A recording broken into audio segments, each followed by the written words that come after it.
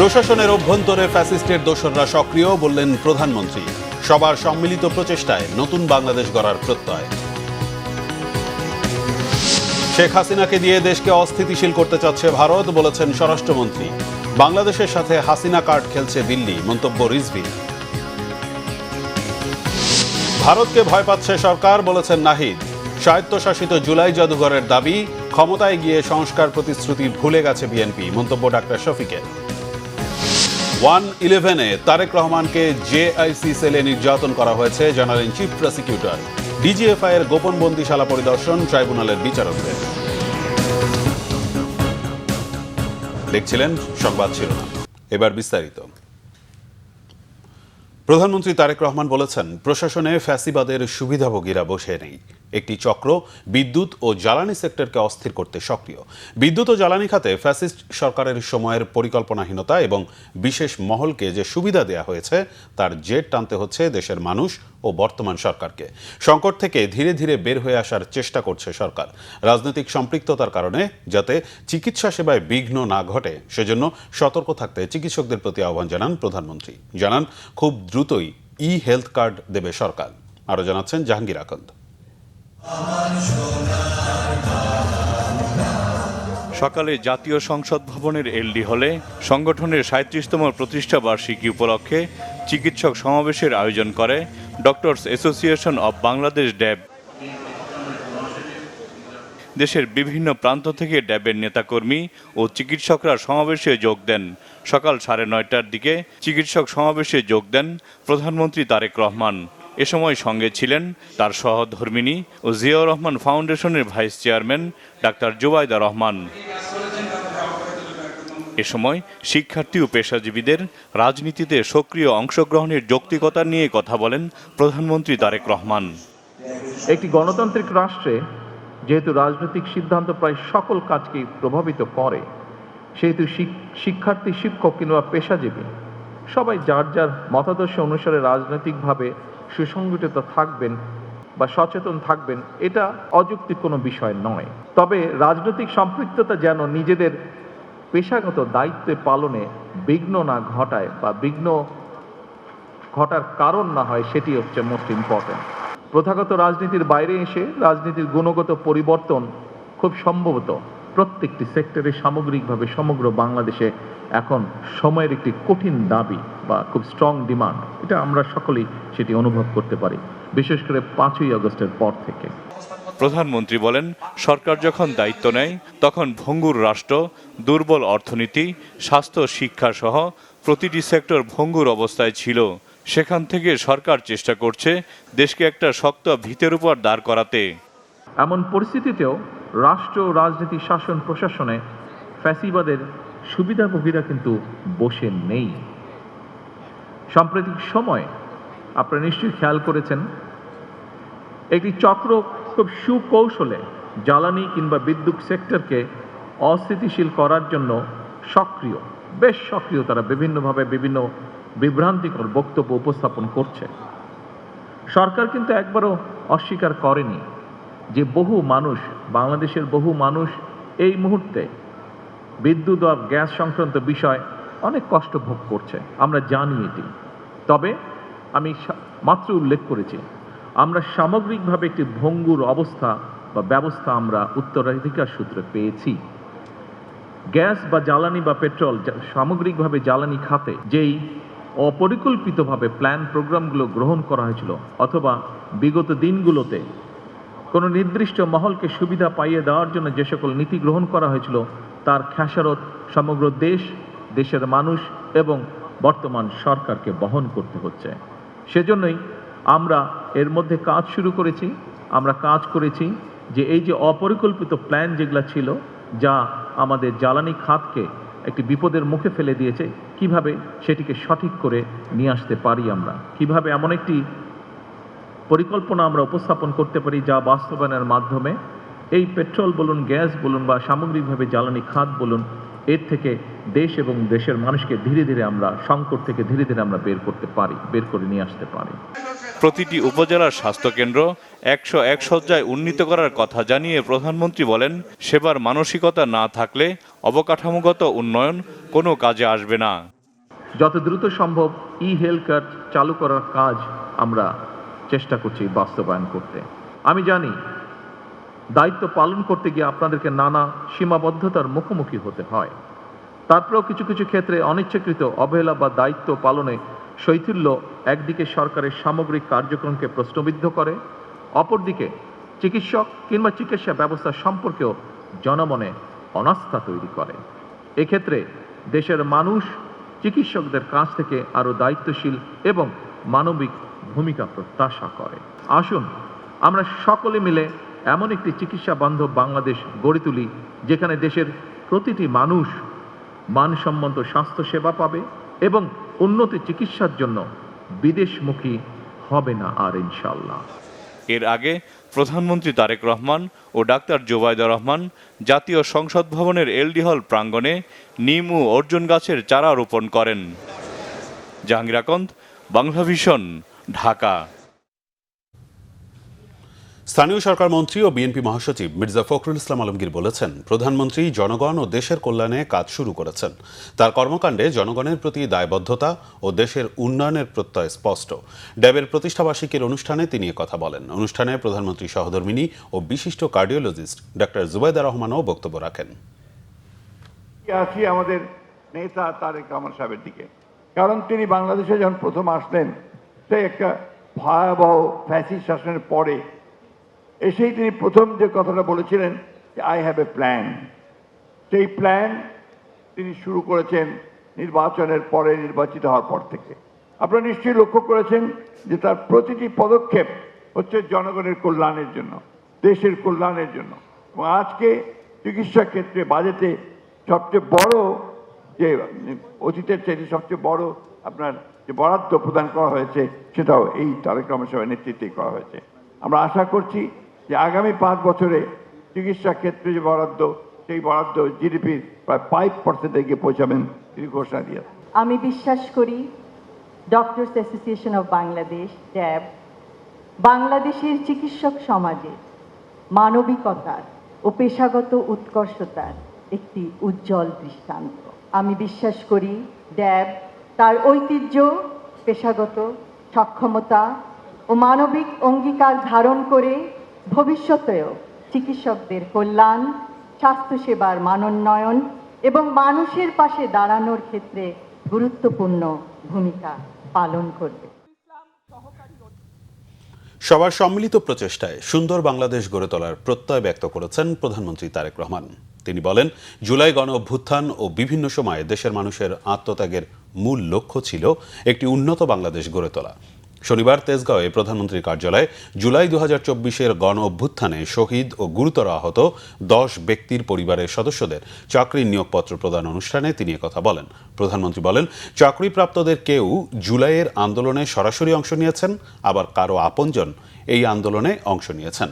তাদের আত্মত্যাগের বিনিময়ে আজ বাংলাদেশের মানুষ একটি মুক্ত পরিবেশে থাকতে পারছে।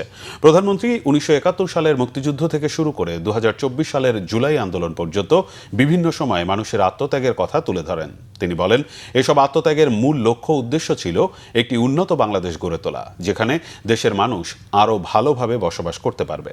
অনুষ্ঠানে শহীদ পরিবারের সদস্য ও আহত জুলাই যোদ্ধারা চাকরির নিয়োগপত্র পেয়ে প্রধানমন্ত্রীর প্রতি কৃতজ্ঞতা প্রকাশ করেন। স্বরাষ্ট্রমন্ত্রী সালাউদ্দিন আহমেদ ভারতকে উদ্দেশ্য করে বলেছেন, সম্পর্ক ভালো চাইবেন আবার হাসিনা কার্ড খেলবেন, এভাবে সম্পর্ক হয় না। ভারত একজন দণ্ডিত গণহত্যাকারী মানবতা বিরোধী অপরাধীকে বারবার কথা বলার, রাজনীতি করার সুযোগ দিচ্ছে, আবার বন্ধুত্বপূর্ণ সম্পর্কও চাইছে। দুটো একসঙ্গে হয় না। এদিকে বিএনপি সিনিয়র যুগ্ম মহাসচিব ও বিএনপি প্রধানমন্ত্রীর উপদেষ্টা রুহুল কবির রিজভী বলেছেন, ফ্যাসিবাদ বিরোধী আন্দোলনের থেকেও জামাত এখন শেখ হাসিনার ফেরা এবং আওয়ামী লীগ নিয়ে নরম সুরে কথা বলছে। রকুনুজ্জামানের রিপোর্ট। জুলাই গণ অভ্যুত্থানের 2 বছর পূর্তি উপলক্ষে শনিবার ঢাকা বিশ্ববিদ্যালয় সিনেট ভবনে আলোচনা সভার আয়োজন করে ঢাকা বিশ্ববিদ্যালয়ের শিক্ষকদের সাদা দল ও ইউট্যাব। অনুষ্ঠানে প্রধান অতিথির বক্তব্যে স্বরাষ্ট্রমন্ত্রী সালাউদ্দিন আহমেদ সাম্প্রতিক দিল্লিতে শেখ হাসিনার সংবাদ সম্মেলন ও ভারত বাংলাদেশ সম্পর্ক নিয়ে কথা বলেন। ভারত কি তাকে বারবার মিটিং করতে দেওয়াটা সমর্থন করে? তারপরে বলবে উনি যা বলেছে তার সাথে আমরা নাই। এইভাবে কূটনৈতিক সম্পর্ক থাকে না। আমরা আপনাদের সাথে বন্ধুত্বপূর্ণ সম্পর্ক বজায় রাখতে চাই, তবে আমরা কখনো আওয়ামী লীগ হতে পারবো না। আমরা বাংলাদেশের স্বার্থকে সমুন্নত রেখে on the basis of mutual dignity and respect and on the basis of the sovereign equality আমরা আপনাদের সাথে সম্পর্ক রাখবো। তার মানে এই না আপনারা হাসিনা কার্ড খেলবেন আর বাংলাদেশের সাথে বন্ধুত্বপূর্ণ সম্পর্ক চাইবেন, দুটো বিপরীতমুখী। এনসিপির সমালোচনায় সালাউদ্দিন আহমেদ বলেন, নতুন বন্দোবস্তের বন্ধুরা পুরাতন চেতনা বিক্রির রাজনীতি করতে চাইছে। চেতনা বিক্রির রাজনীতি বা স্বৈরাচার ফেরানোর চেষ্টা বাদ দিয়ে গণতান্ত্রিক শক্তিগুলোকে ঐক্যবদ্ধ হওয়ার আহ্বান জানান তিনি। আমরাও আওয়ামী লীগের বিরুদ্ধে বিচারের কথা বলছি সংগঠন হিসেবে। সেই সংগঠনের ভাগ্য নির্ধারিত হবে আদালতে। সেই আইনটা করা হয়েছে আর্টিকেল 47 অনুসারে, সেই আইনটা করা হয়েছে আইসিটি অ্যাক্টে, সেটা আছে, তদন্ত হচ্ছে। আমরা আশা করি খুব শীঘ্র সে তদন্ত শেষ করতে পারব। নতুন দলের নতুন বন্ধুদের পুরাতন বন্দোবস্তের রাজনীতি বাংলাদেশে আর হবে না। চেতনা বিক্রির রাজনীতি বাংলাদেশে আর হবে না। আমরা তোমাদের মধ্যে আমাদের ভবিষ্যৎ দেখতে পাই। আমি ছাত্রদের উদ্দেশ্যে বলছি, যারা গণ অভ্যুত্থানে ভূমিকা রেখেছে, শহীদ হয়েছে, তাদের আকাঙ্ক্ষার বাস্তবায়ন আমরা করতে চাই। সেটার প্রতিযোগিতা হোক, আকাঙ্ক্ষার বাস্তবায়নের প্রতিযোগিতায় আমরা আছি। বিশেষ অতিথির বক্তব্যে বিএনপির সিনিয়র যুগ্ম মহাসচিব ও প্রধানমন্ত্রীর উপদেষ্টা শেখ হাসিনার বিরুদ্ধে নরম সুর করার অভিযোগ করেন জামাতের বিরুদ্ধে। বলেন, দলটি পাতানো ঝামেলা লাগানোর চেষ্টা করছে। কেমন জনি বলার যে শেখ হাসিনা বোধহয় ওর আমলেই ভালো ছিল ইত্যাদি ইত্যাদি বলার চেষ্টা করছেন। এবং আমি মনে করি যে কিছু কিছু আওয়াজ আসছে যারা এই গণতান্ত্রিক আন্দোলনে ছিলেন, কোনো না কোনো কারণে তাদের মধ্যে থেকে এই জিনিসটি আসছে। তার একটা নমুনা আপনাকে আমি বলি। কদিন আগে জামাতের আমিরের বাসায়, সরকারি বাসায় একটা চিত্র প্রদর্শনী হয়েছে।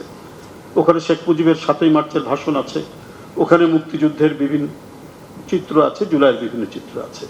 কিন্তু মুক্তিযুদ্ধের যিনি ঘোষণা দিলেন, স্বাধীনতার যিনি ঘোষণা দিলেন, তার কোনো ছবি নাই। ওই যে 5ই আগস্টের পর বলেছিলেন যে আমরা ভারতের সাথে সম্পর্ক গড়ে তুলব, আমরা আওয়ামী লীগকে ক্ষমা করে দেব, কথা বলেছেন। সেটার কি মানে একটা এক্সটেনশন নাকি এটা? অনুষ্ঠানে ঢাকা বিশ্ববিদ্যালয়ের উপাচার্য ডক্টর ABM ওবায়দুল ইসলাম, শিক্ষক নেতা অধ্যাপক ডক্টর মোহাম্মদ মোর্শেদ হাসান খান সহ জুলাই শহীদ পরিবারের সদস্যরা বক্তব্য রাখেন। রকুনুজ্জামান, বাংলা ভিশন, ঢাকা। জুলাই গণ অভ্যুত্থান স্মৃতি জাদুঘর থেকে ফেলানির স্মৃতি এবং মোদি বিরোধী আন্দোলনের ছবি সরিয়ে ফেলার অভিযোগ তুলেছেন জাতীয় নাগরিক পার্টি এনসিপির আহ্বায়ক ও বিরোধী দলীয় চিফ হুইপ নাহিদ ইসলাম। বাংলাদেশের ইতিহাসের গুরুত্বপূর্ণ এসব অধ্যায় কেন বাদ যাবে এ প্রশ্ন তুলে বলেন, বর্তমান সরকার ভারতকে ভয় পাচ্ছে। জাদুঘরকে কোনো দলের ইতিহাসের অংশ না করে জাতীয় ইতিহাসের কেন্দ্র হিসেবে গড়ে তোলার দাবি জানিয়েছেন এনসিপি নেতারা। রিপোর্ট আসমা আক্তার নূপুরের। লাল ফোনে বাজছে শেখ হাসিনার রেকর্ড করা ফোন আলাপ। মনোযোগে শুনছেন এনসিপির আহ্বায়ক নাহিদ ইসলাম। একসময় যে ভবন ছিল প্রধানমন্ত্রীর সরকারি বাসভবন, গণভবন, 2024 সালের 5 আগস্ট ছাত্র জনতার গণ অভ্যুত্থানের পর সেই ভবনই এখন জুলাই গণ অভ্যুত্থানের স্মৃতি সংরক্ষণাগার। শনিবার সকাল 9টায় জাদুঘরে যান নাহিদ ইসলাম, আক্তার হোসেন, সার্জিস আলম সহ দলের কয়েক নেতা। পরিদর্শন শেষে জাদুঘরের প্রদর্শনীতে পরিবর্তন নিয়ে প্রশ্ন তুলেন নাহিদ ইসলাম। এর পেছনে ভারতের সঙ্গে সম্পর্ক ভালো রাখার রাজনৈতিক হিসাব থাকতে পারে বলে সংশয় তার। বিএনপি হয়তো ভারতকে ভয় পাচ্ছে। তারা সবার আগে বাংলাদেশ বললেও আমরা দেখছি যে মানে যদি ভয় না পেত তাহলে এটা তো আমাদের ইতিহাসের অংশ এবং এটা তো ভারত করেছে, তো যেটা ইতিহাসের অংশ সেটা কেন থাকবে না? বিডিআর হত্যাকাণ্ড, ফেলানি হত্যাকাণ্ড, এটা 16 বছর ইতিহাসের বাইরে হইলেও বিগত 16 বছরে যে ভারতীয় আগ্রাসন এদেশে ছিল, এই মোদি বিরোধী আন্দোলন, এই বিষয়গুলোকে আসলে তুলে দেওয়া মানে সরিয়ে দেওয়া হয়েছে। হয়তো সরিয়ে দিয়ে মনে করতেছে এই সরকার ভারতের সাথে সম্পর্ক তারা ভালো রাখতে পারবে, কিন্তু ভারতের সাথে তো আমাদের সম্পর্ক ভালো বা মন্দের বিষয় না, সম্পর্কটা হওয়া উচিত মর্যাদাপূর্ণ। জুলাই গণ অভ্যুত্থানের স্মৃতিকে আরও বিস্তৃত করার দাবি জানিয়ে শহীদ আবু সাইদ সহ অন্য শহীদদের কথা স্মরণ করেন নাহিদ ইসলাম। জুলাই গণ অভ্যুত্থানের যেই সেগমেন্টগুলো রাখা হয়েছে সেগুলোকে আরও এলাবোরেট করা উচিত, টাইমলাইন ধরে ধরে সেটার বয়ানটা আসা উচিত। বিশেষত প্রাইভেট ইউনিভার্সিটির মাদ্রাসা স্টুডেন্ট তাদের যে ভূমিকা সেগুলো আলাদাভাবে আসা উচিত, সেগুলো আলাদাভাবে এখানে আসে নাই। এবং ঢাকার বাইরে যে বিভিন্ন বিশ্ববিদ্যালয় এবং বিভিন্ন জেলায়ও যে আন্দোলন হয়েছিল, একই পরিমাণ সেখানে নির্যাতন নির্মমতার গল্প আছে, প্রতিরোধের গল্প আছে, সেই বিষয়গুলো আসেনি। তো এটা খুবই কেন্দ্রীভূত, হয়তো পরিচিত মুখগুলো এখানে বারবার এসেছে। তা আমরা জাদুঘরের যে দায়িত্বে আছেন বর্তমানে তাদেরকে আমরা এটা বলেছি আমাদের অবজারভেশনগুলো যাতে এটা আরও বিস্তৃত করা হয়। শুধু প্রদর্শনী নয়, জাদুঘরের ব্যবস্থাপনা নিয়েও উদ্বিগ্ন নাহিদ ইসলাম। এনসিপি চায় ইতিহাসের কোনো অংশ বাদ না দিয়ে জুলাই গণ অভ্যুত্থানের পূর্ণাঙ্গ ও জাতীয় ইতিহাস সংরক্ষণ এবং জাদুঘরকে স্বায়ত্তশাসিত কাঠামোতে আনার। আসমা আক্তার নূপুর, বাংলাভিশন, ঢাকা। উস্কানিমূলক বক্তব্য দিয়ে সমাজে বিশৃঙ্খলা না ছড়াতে নেতাকর্মীদের প্রতি আহ্বান জানিয়েছেন জামাত ইসলামের আমির ডক্টর শফিকুর রহমান। শনিবার দুপুরে রাজধানীর কাকরাইল আইডিবি ভবনে জামাত ইসলামের কেন্দ্রীয় উলামা বিভাগের উদ্যোগে মতবিরোধ নয়, ঐক্যেই গড়িয়ে আগামীর বাংলাদেশ শীর্ষক জাতীয় ওলামা প্রতিনিধি সম্মেলনে কথা বলেন তিনি।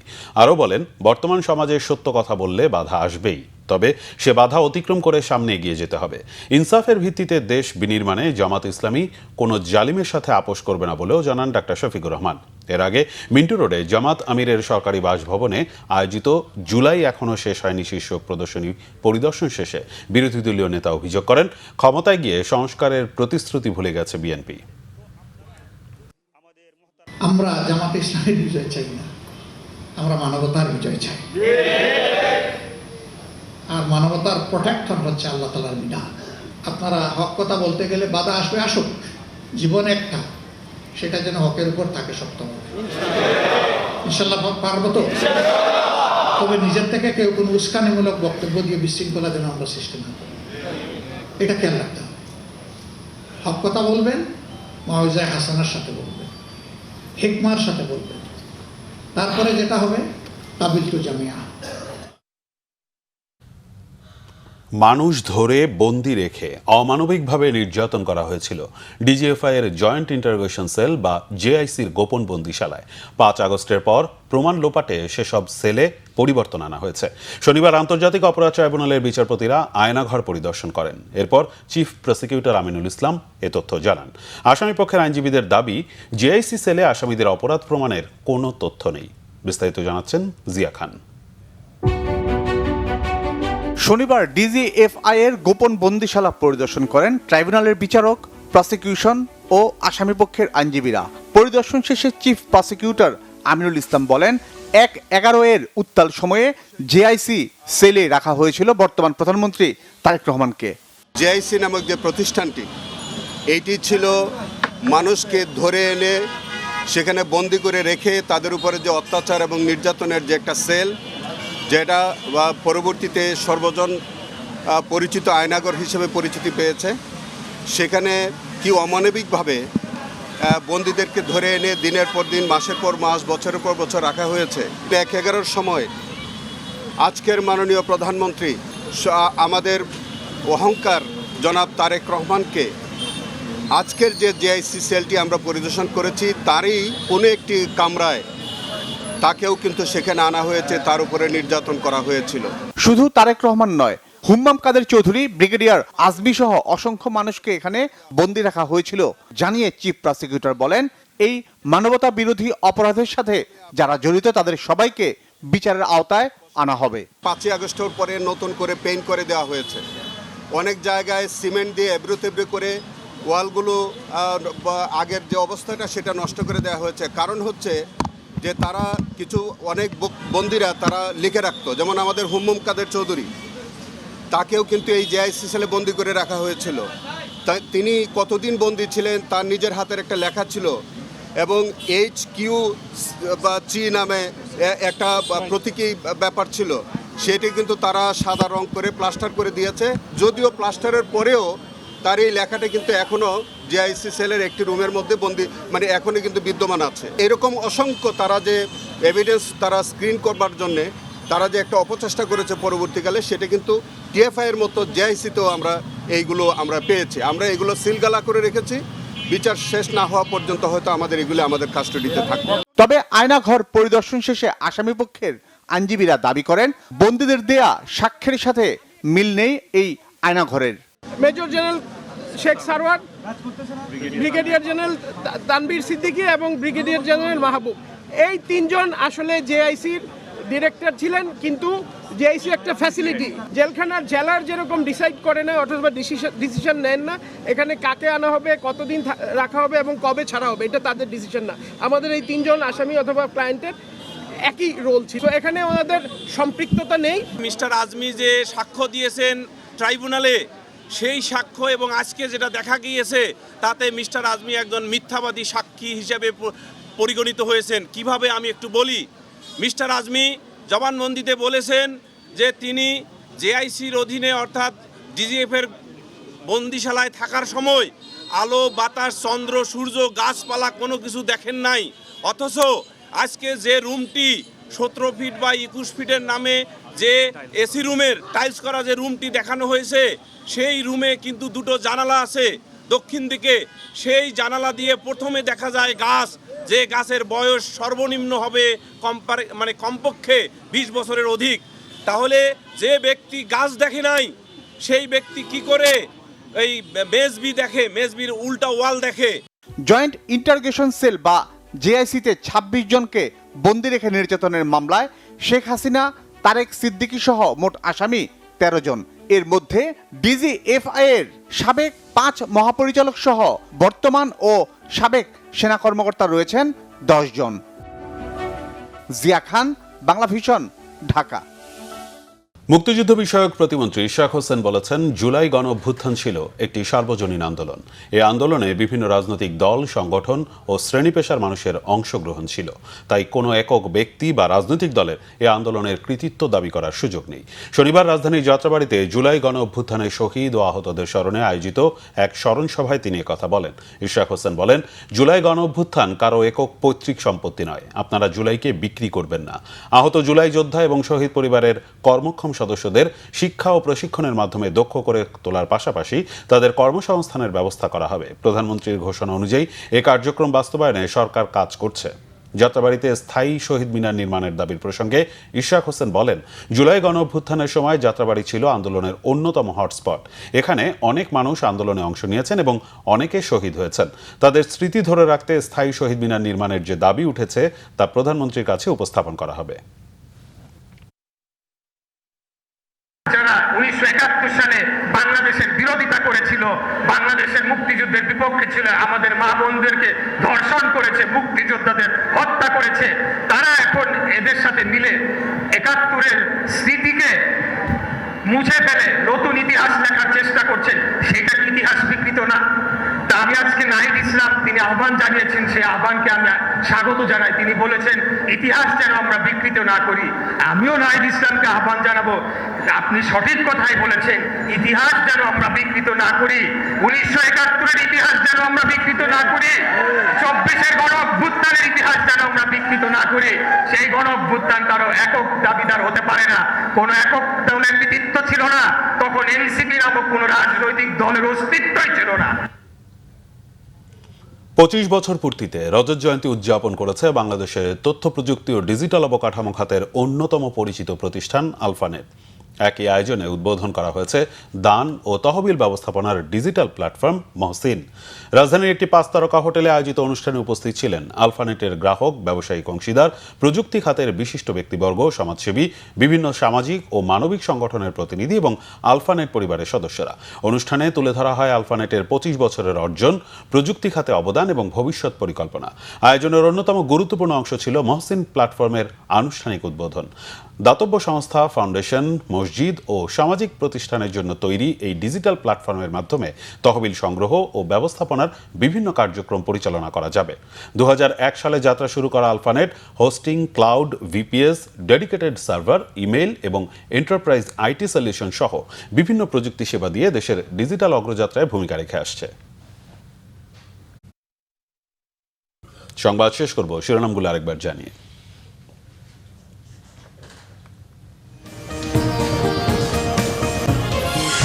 প্রশাসনের অভ্যন্তরে ফ্যাসিস্টের দোসররা সক্রিয়, বললেন প্রধানমন্ত্রী।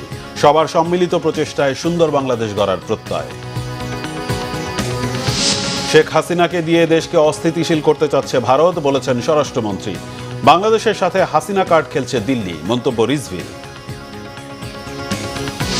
ভারতকে ভয় পাচ্ছে সরকার, বলেছেন নাহিদ। স্বায়ত্তশাসিত জুলাই জাদুঘরের দাবি, ক্ষমতায় গিয়ে সংস্কার প্রতিশ্রুতি ভুলে গেছে বিএনপি, মন্তব্য ডাক্তার শফিকের। 111-এ তারেক রহমানকে জিআইসি সেলে নির্যাতন করা হয়েছে, জানালেন চিফ প্রসিকিউটর। ডিজিএফআই এর গোপন বন্দিশালা পরিদর্শন ট্রাইব্যুনালের বিচারকদের। এই ছিল এখনকার মতো। পরের সংবাদ সকাল 7:30টায় দেখার আমন্ত্রণ রইল। এছাড়া বাংলা ভিশন সংবাদ ও সংবাদ সংশ্লিষ্ট অনুষ্ঠান দেখতে ভিজিট করুন www.bbnews24.com ও facebook.com/banglavisionnews এবং সাবস্ক্রাইব করুন youtube.com/banglavisionnews। ধন্যবাদ।